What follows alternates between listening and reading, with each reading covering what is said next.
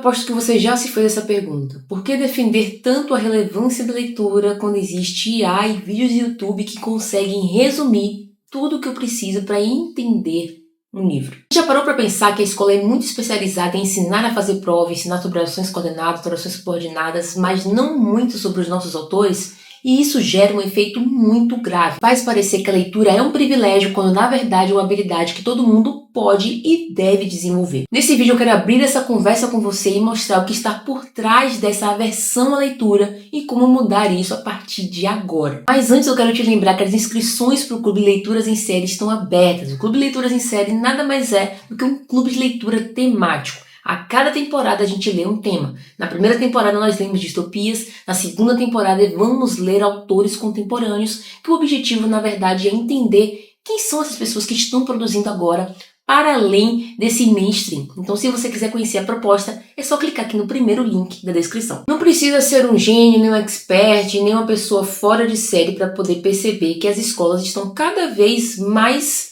propensas a criar pessoas fazedoras de prova. Então você é muito bom em fazer uma redação do Enem, você é muito bom em responder prova de matemática, de química, de física, mas não em ler um texto para compreender e ir além. Ler um texto para você se divertir, por que não? Então você traz essa carga como se fosse algo fora do seu espectro. É como se isso aqui fosse algo de hobby, como se fosse algo de gente que tem tempo, de intelectual, quando na verdade é algo que faz parte intrinsecamente do ser humano e deveria fazer parte intrinsecamente também do seu dia a dia. Ou seja, o ler para pensar, para refletir, virou algo extra nas escolas. E muito mais por uma pressão da sociedade de ter que passar no vestibular, de ter milhões de coisas para estudar, e agora com a inteligência artificial fica tudo mais rápido, muito mais propenso às coisas serem feitas de forma fragmentada, enquanto que a leitura pede tudo ao contrário. Pede algo mais junto, algo mais unido, algo mais calmo, enquanto que a sociedade e o mundo lá fora pede rapidez. E a contradição é gritante. A gente defende a leitura como algo importante, como algo essencial. Todo mundo sabe que a leitura é importante, mas a gente não utiliza os nossos livros para conhecer a nossa própria língua. Um exemplo, quando eu fui estudar orações subordinadas e coordenadas na faculdade de letras, eu não utilizei os livros. Eu utilizei frases soltas que a professora escrevia no quadro, frases sem pé nem cabeça, tais quais a gente vê nas salas de aula. São frases soltas, sem pé nem cabeça, que são frases que a gente poderia tirar dos livros. Por que não tirar uma frase coordenada, uma oração coordenada, uma oração subordinada dos livros para ensinar para os alunos e ao mesmo tempo mostrar como as coisas se interligam, como a literatura e a gramática se interligam, como é importante a gente entender a gramática para entender a nossa língua, entender a construção de como o português passou. Então, como entender o português do século XIX e o português do século XXI? Vendo nossa escrita. É um registro, gente. A escrita é um registro que perpassa pelo tempo. Tanto é que no vídeo passado eu falei sobre isso. Eu falei que não tem mais os absurdos. No vídeo passado, enfim, foi algum vídeo que eu falei. Não existem mais os absurdos. Não existem mais aquelas pessoas que passam a cultura através da voz, através da lira. A gente tem agora a leitura, os documentos históricos que nos provam, ou pelo menos nos dizem como são, ou como deveriam ser naquela época, português. Um exemplo disso, né? No final das contas, a gente tem um aluno que sabe tudo, ou deveria saber tudo sobre orações coordenadas e subordinadas, mas não sabe nada, sabe muito pouco sobre a literatura. Porque existe um privilégio para as coisas que caem mais na prova. Mas, na minha opinião, na minha concepção, a literatura é como se fosse um colchão para tudo que a gente vê na escola. Vou explicar. Imagine que você está estudando literatura, portanto está estudando a interpretação de texto. Você está lendo um texto e fazendo inferências ali, você está exercitando a sua interpretação. Quando você vai para um problema matemático, quando você vai para um problema de química e etc., qual é a habilidade que você precisa exercer para resolver a questão? Interpretação de texto, velho. Se você não sabe interpretar um texto, você vira um robô que pode ou não acertar a questão. Mas quando você consegue interpretar, você consegue fazer inferências e puxar aquele assunto e etc, etc, etc. Entende? Então por isso que eu falo que a literatura é esse colchão para fazer você não só se tornar um ser humano completo, porque a literatura ensina, mas ensina também a interpretação de texto. O resultado final disso tudo, ou seja, o resultado final de usar frases soltas, de não colocar a literatura como um ponto, como um alicerce importante na formação da criança e etc., é que a gente vai perceber que as pessoas têm no imaginário que literatura é coisa de intelectual e coisa de quem tem tempo. E bom, eu não sou intelectual e também não tenho tempo. E tô lendo todos os dias. Tô lendo todos os dias porque eu quero me tornar intelectual e eu quero ter mais tempo para leitura. E para eu ter mais tempo para leitura, eu preciso ler mais. Preciso arrumar e continuar arrumando tempo. Porque se deixar, a rotina atropela e a gente não tem tempo.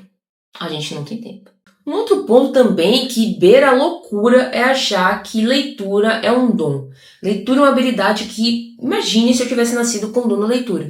O esforço dos meus pais, o esforço dos meus avós, dos meus tios teria sido em vão, né? Já que eu nasci com dom. Leitura, gente, é nada mais do que uma construção. Você pode construir agora, você pode ter construído 10 anos atrás e você pode nunca construir. Entende?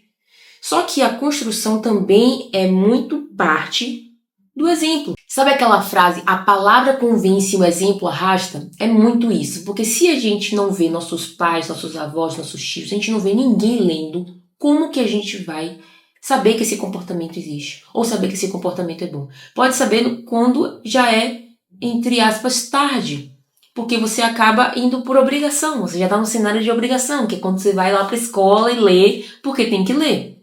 Mas se existe algo antes, e aqui a gente coloca a responsabilidade realmente dentro de casa, porque a escola por si não faz nada sozinha, ok? Isso aí todo mundo já deveria estar careca de saber, mas precisa desse exemplo, precisa de pessoas mostrando sobre a leitura. Não é à toa que, se eu leio hoje, é porque em algum momento minha mãe leu comigo, depois eu li sozinha, depois eu ganhei livros, depois eu vi os meus tios, os meus primos e etc. lendo, entende? Então, tudo isso me influenciou, porque eu vi que a leitura era algo bom e eu vi pessoas que eu admiro fazendo isso. Mas se você quiser ler mais, se tornar um leitor mais preparado, ir além no livro e também ter um espaço de conversa, de compartilhamento, conheça o Clube Leituras em Série, que está com as inscrições abertas. É um clube de literatura temático, em que a gente lê cada temporada um tema. Esse tema de agora é sobre os contemporâneos. Você recebe aulas gravadas, aulas ao vivo, você recebe transcrição das aulas, materiais extras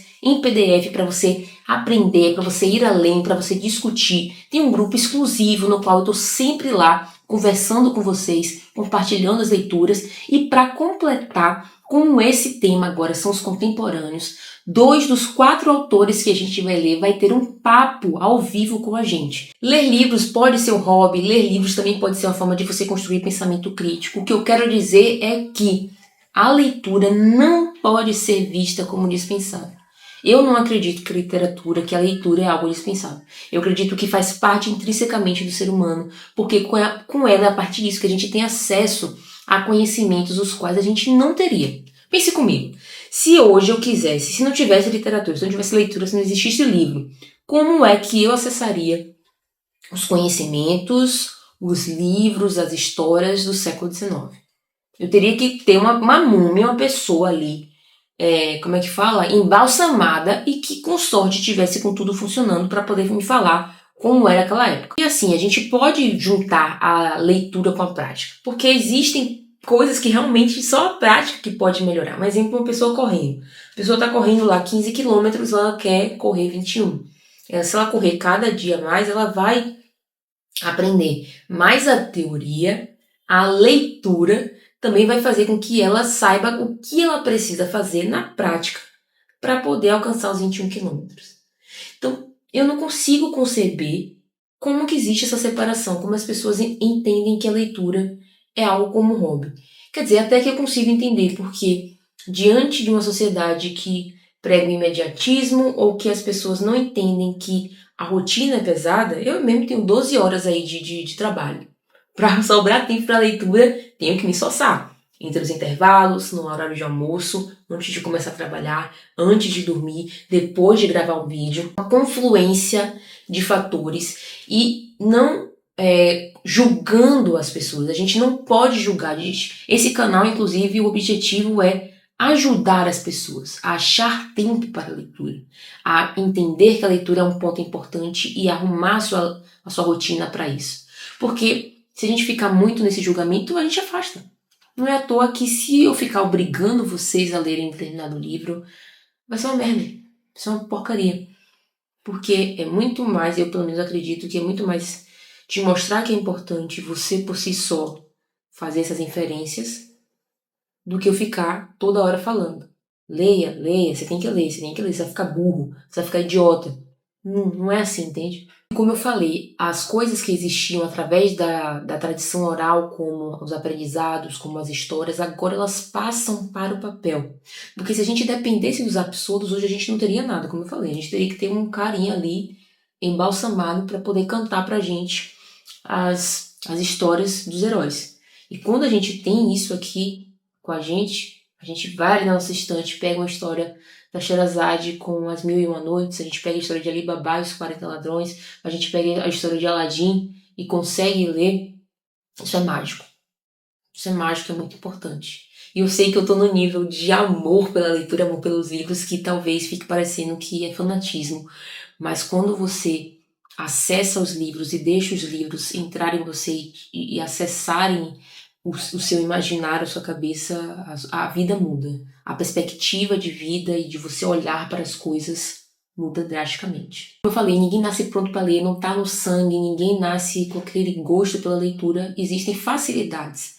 Pessoas que têm mais facilidade para ler, isso é óbvio. Assim como existem pessoas com mais facilidade para desenhar.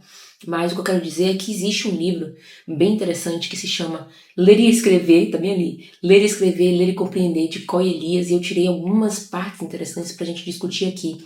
E vejo o seguinte, as duas autoras vão falar que o movimento da leitura é uma junção entre o que o autor escreveu e a sua bagagem.